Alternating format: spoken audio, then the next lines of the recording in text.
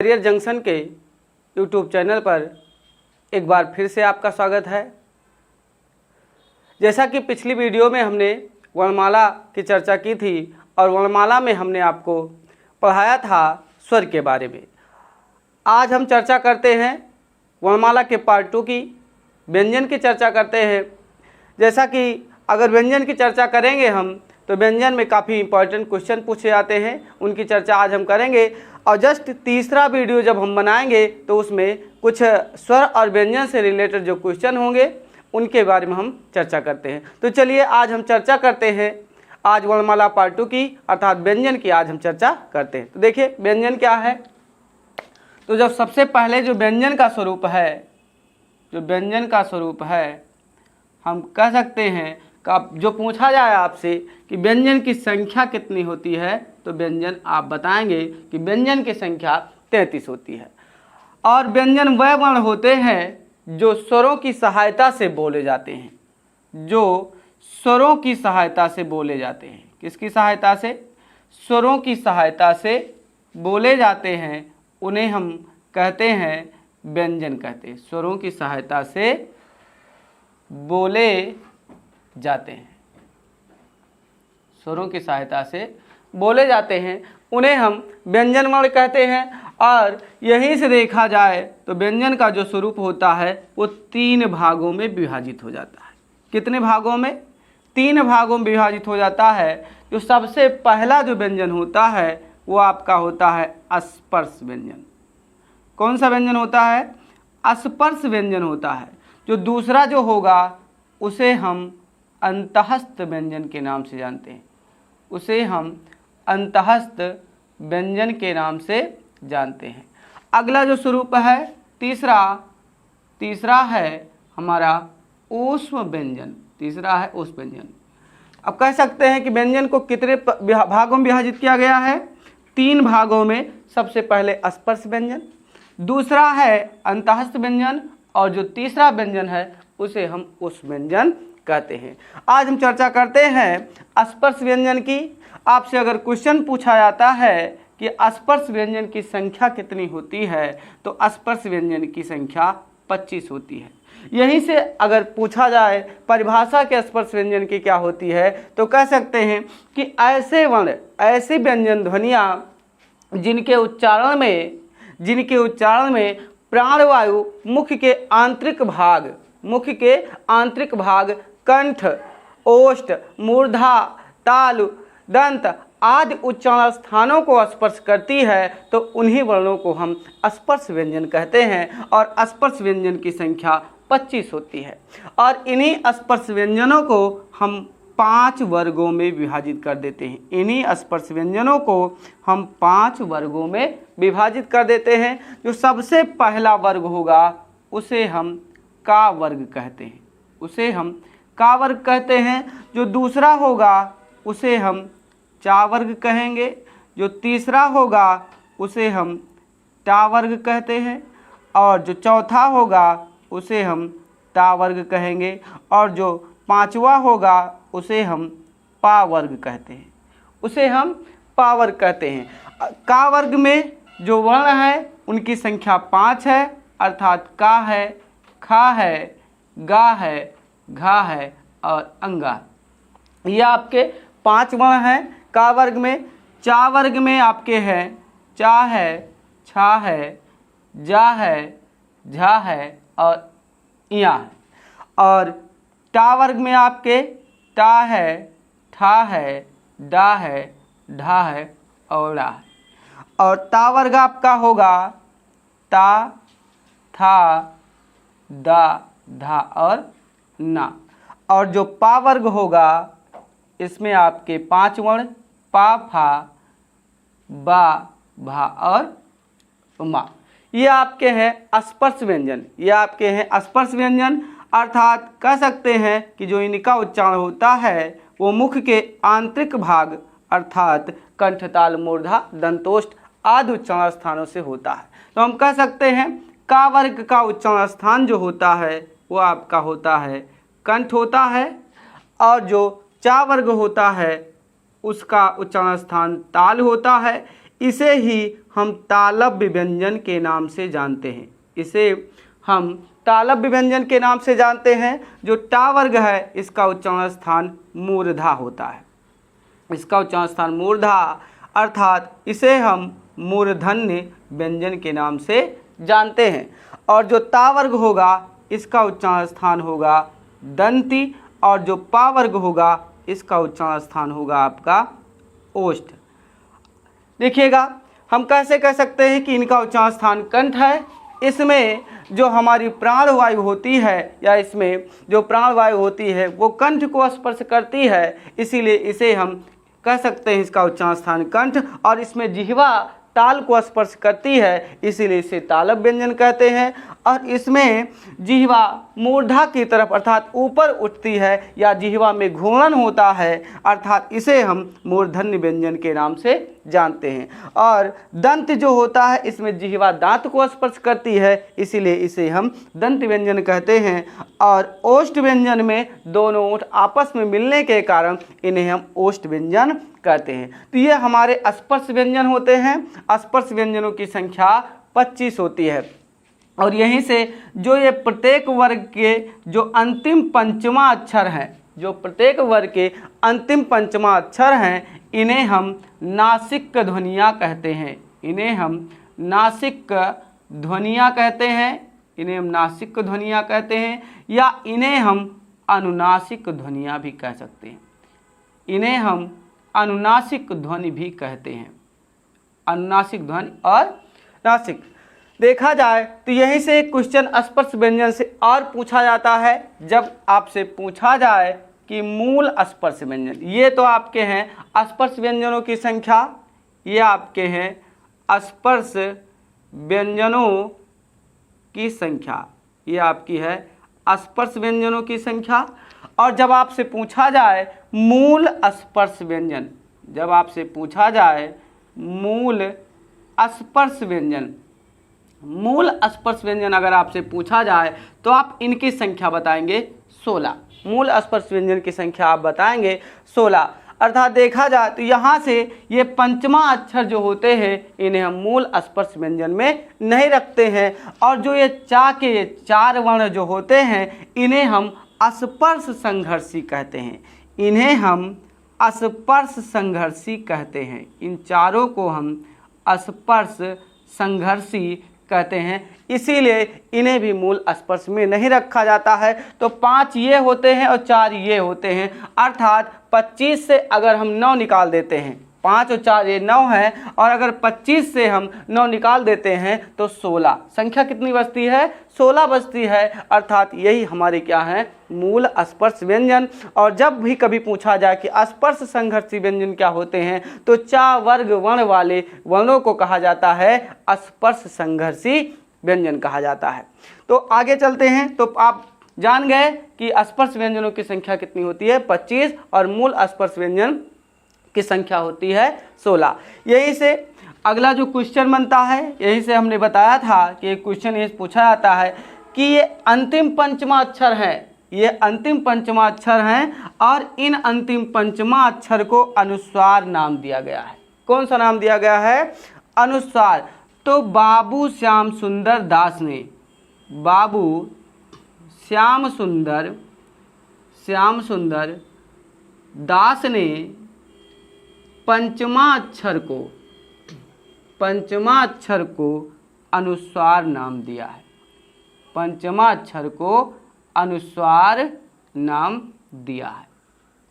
कभी भी आपसे अगर क्वेश्चन पूछा जाए कि स्पर्श व्यंजन के अंतर्गत आने वाले जो पंचमा अक्षर हैं इन्हें अनुस्वार किसने कहा है, तो बाबू श्याम सुंदर दास ने इन्हें अनुस्वार। कैसे? देखिएगा, सबसे अगर आपको लिखना है पुंज, अगर आपको लिखना है पुंज, तो एक तरीके से ये आपका पुंज होगा और दूसरे तरीके से ये आपका पुंज होगा।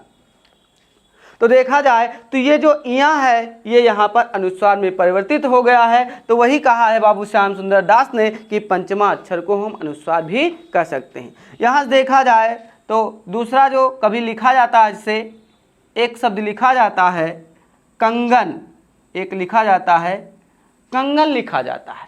कंगन लिखा जाता है, तो यहाँ पे भी इसका उच्चारण स्थान ना का होता है और ये पंचमा अक्षर में बदल जाता है। और एक और स्वरूप जैसे लिखा है आपका झंडा, लिखा है झंडा, और एक तरीके से एक झंडा और लिखा है। ये देखा जाए तो ये पंचमा अक्षर वर्ण है, ये आपके अनुस्वार में परिवर्तित हो जाता है। इसीलिए बाबू श्याम सुंदर दास ने स्पर्श व्यंजन के अंतर्गत आने वाले पंचमा अक्षरों को अनुस्वार नाम दिया है। चलिए अब चर्चा करते हैं। तो हम चर्चा किए स्पर्श व्यंजन, तो स्पर्श व्यंजन की संख्या 25 और मूल स्पर्श व्यंजन की संख्या 16 होती है। आपके 5 वर्ग हैं, का वर्ग है, चा वर्ग है, टा वर्ग है, ता वर्ग है और पा वर्ग। इन्हीं को एक नाम हमने और बताया है कि स्पर्श व्यंजन को ही हम वर्गीय व्यंजन भी कहते हैं। क्यों? क्योंकि इन्हें 5 वर्गों में विभाजित किया गया है, इसीलिए इन्हें हम वर्गीय व्यंजन भी कहते हैं। तो दोस्तों अगला जो स्वरूप होगा हमारा अंतःस्थ व्यंजन का, तो आगे अब हम चर्चा करते हैं अंतःस्थ व्यंजन की।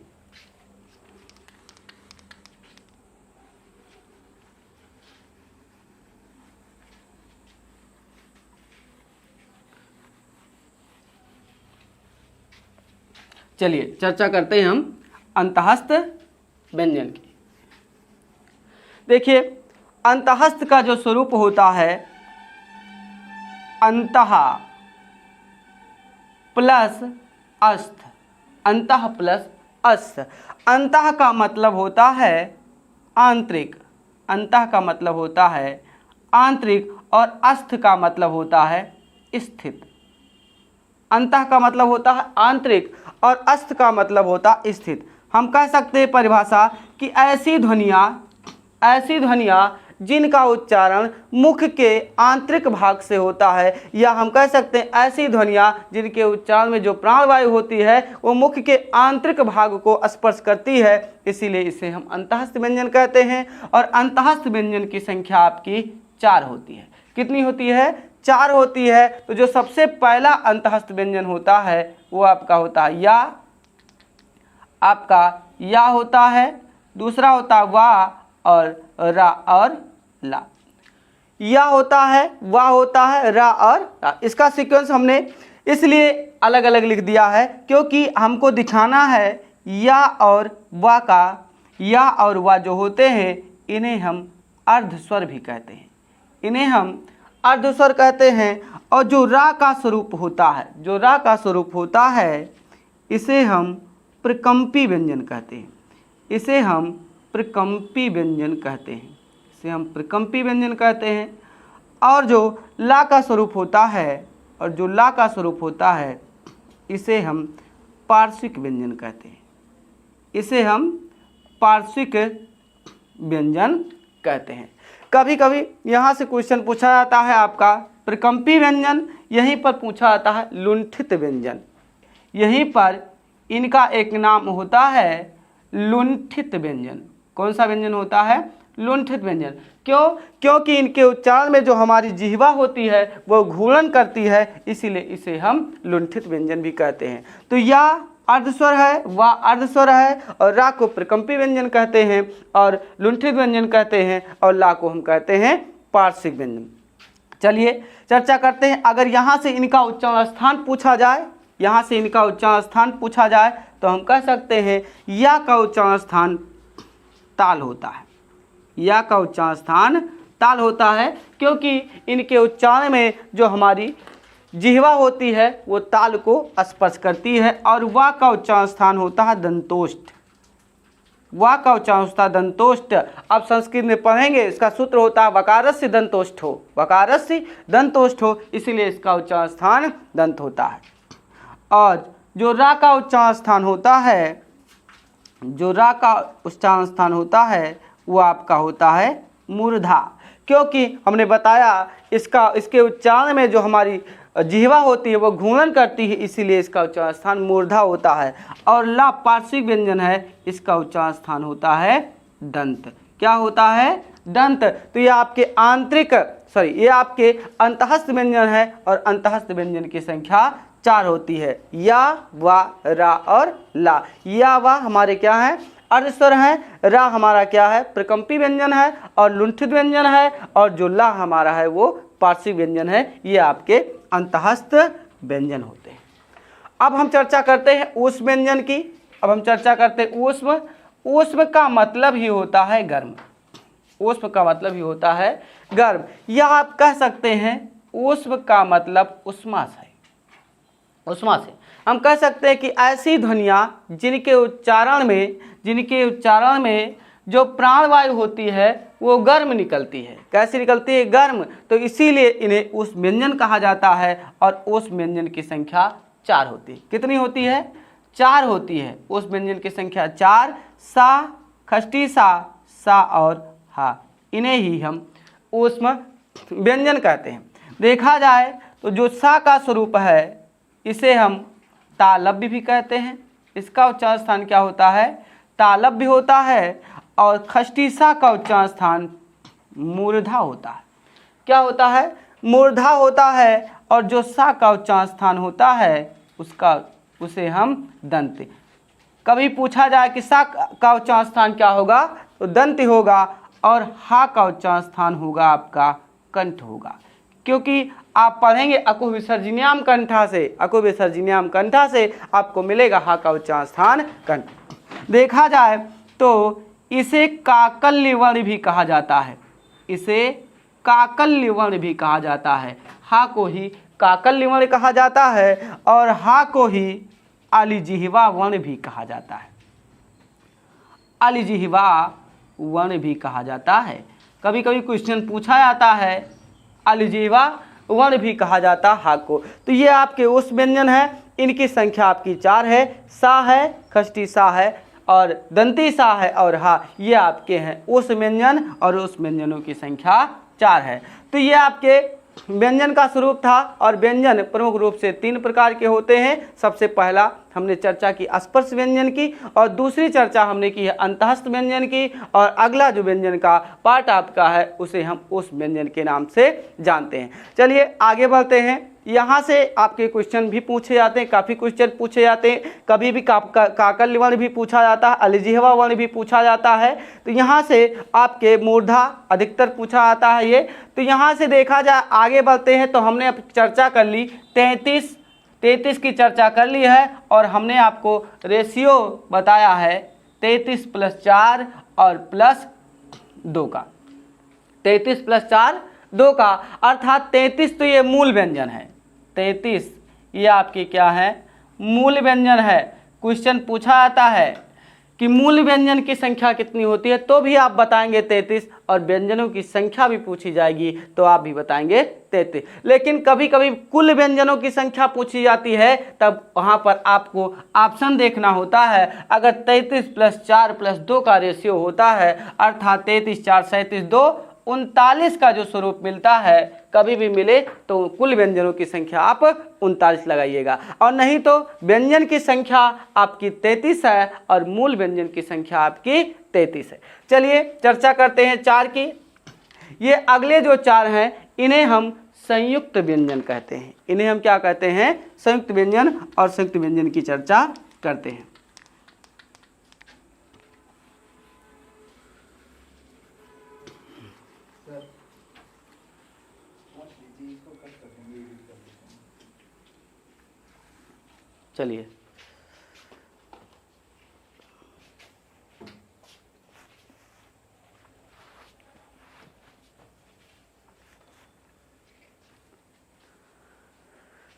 चलिए अगला जो 4 है वो आपका है संयुक्त व्यंजन।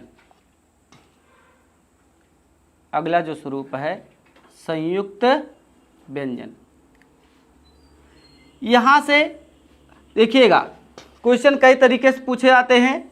हमेशा जब समान वर्ण मिलते हैं, जब 2 समान वर्ण मिलेंगे, जब 2 समान वर्ण आपस में मिलते हैं, जब 2 समान वर्ण आपस में मिलते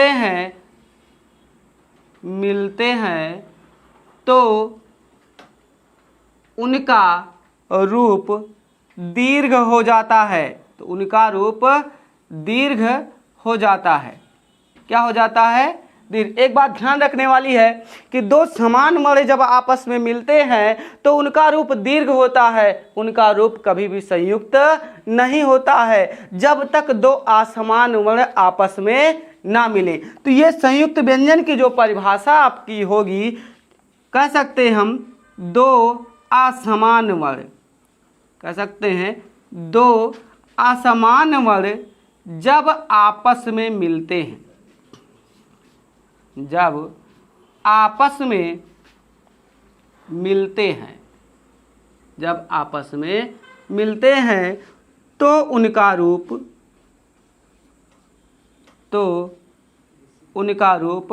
संयुक्त होता है, तो उनका रूप संयुक्त होता है।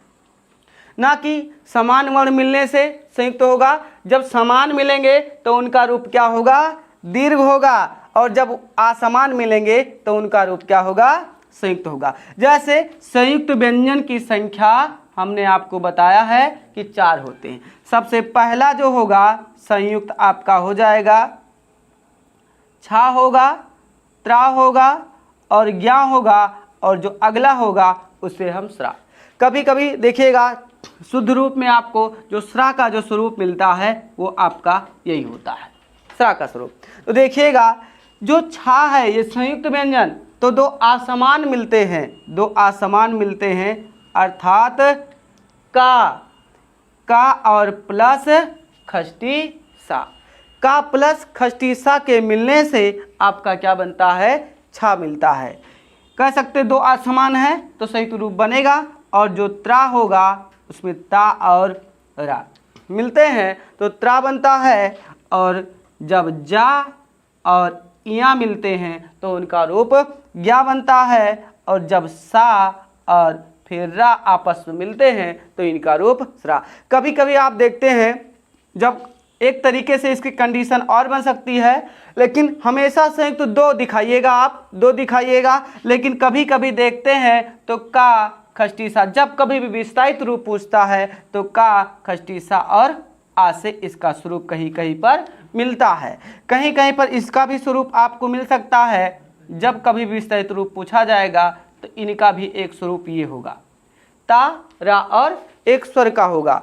अगला जो स्वरूप होगा इनका भी जा होगा और इया होगा, और इसका भी स्वरूप आपका आ मिल सकता है। और जो अगला होगा इसमें भी सा और रा और आ। ये उस कंडीशन की बात है, ये उस कंडीशन की बात है जब आपसे पूछा जाएगा, जब आपसे पूछा जाएगा कि वर्णों का विस्तारित रूप क्या होगा। जब भी आपसे पूछा जाए कि वर्ण का विस्तारित रूप क्या होगा तो आप इनको इस तरह से करके बता सकते हैं। तो ये आपके संयुक्त हैं, संयुक्त व्यंजन, ना कि ये संयुक्त स्वर हैं। दोनों तरीके से क्वेश्चन पूछे जाते हैं। हमने आपको वर्णमाला पार्ट 1 में संयुक्त स्वर की बात की है, हमने आपको संयुक्त स्वर बताया है, और ये आपके हैं संयुक्त व्यंजन। संयुक्त स्वर भी 4 होते हैं, संयुक्त व्यंजन भी 4 होते हैं, तो ये आपके संयुक्त व्यंजन हैं। तो एक तरीके से देखा जाए तो 33 और प्लस 4 का रेशियो हमने आपको बताया। ये 4 हमारे क्या होते हैं, आपके संयुक्त व्यंजन होते हैं। और 33 में हमने आपको टाइप्स 3 बताए हैं। सबसे पहला स्पर्श बताया है, अंतःस्थ बताया है और उस व्यंजन बताया। चलिए इन दोनों की हम चर्चा करते हैं। ये दो हमारे जो वर्ण है,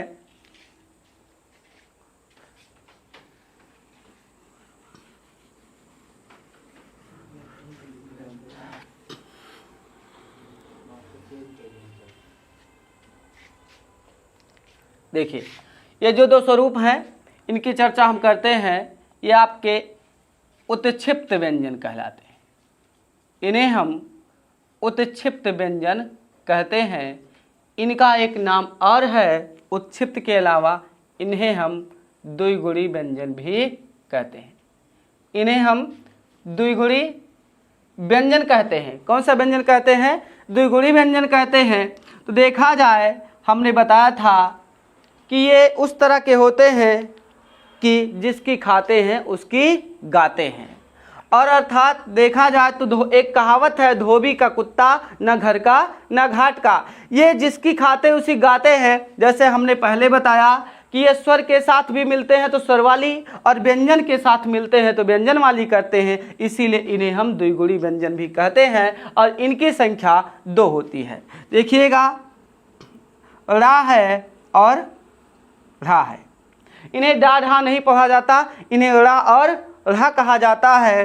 तो डा का जो शुरू, अब इन्हें उत्क्षिप्त क्यों कहा जाता है, इनकी परिभाषा कैसे है, इन्हें का उच्चारण स्थान कैसे है, तो देखा जाए हम कह सकते हैं पहले उत्क्षिप्त व्यंजन कैसे, इनकी परिभाषा क्या होगी।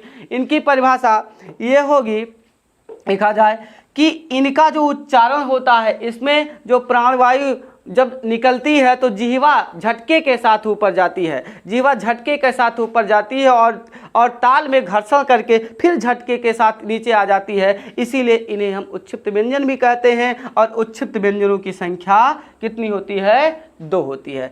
कभी भी इनका उच्चारण स्थान पूछा जाए तो इनका उच्चारण स्थान होता है मूर्धा। इनका उच्चारण स्थान जब कहीं पूछा जाए तो इनका उच्चारण स्थान आपका होता है मूर्धा। तो ये आपके 2 हैं, 33 + 4 और 2, ये हमने आपको रेशियो बताया। ये 39 हैं, तो कुल व्यंजनों की संख्या 39 और मूल व्यंजन भी 33 होते हैं और व्यंजनों की संख्या भी आपकी 33 होती है। तो ये आपका व्यंजन की पहचान थी, हमने आपको व्यंजन के बारे में बताया।